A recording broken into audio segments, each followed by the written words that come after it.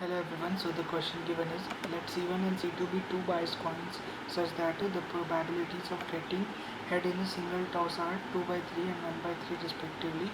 Suppose alpha is the number of heads that appear when C1 is tossed twice independently, and suppose beta is the number of heads that appear when C2 is tossed twice independently. And the probability that roots of the quadratic polynomial x square minus alpha x plus beta are real and equal. Now the answer is option B. Solution C1 P of head which is equals to 2 by 3 and probability of tails which is equals to 1 by 3, and C2 probability of heads equals to 1 by 3 and probability of tails equals to 2 by 3.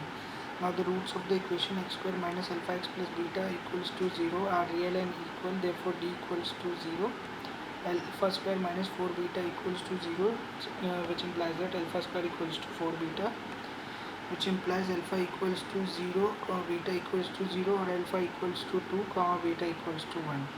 Now the probability of E equals to 2C0, 1 by 3 की power 2 into 2C0, 2 by 3 की power 2 plus 2C2 into 2 by 3 की power 2 into 2C1, 1 by 3 into 2 by 3.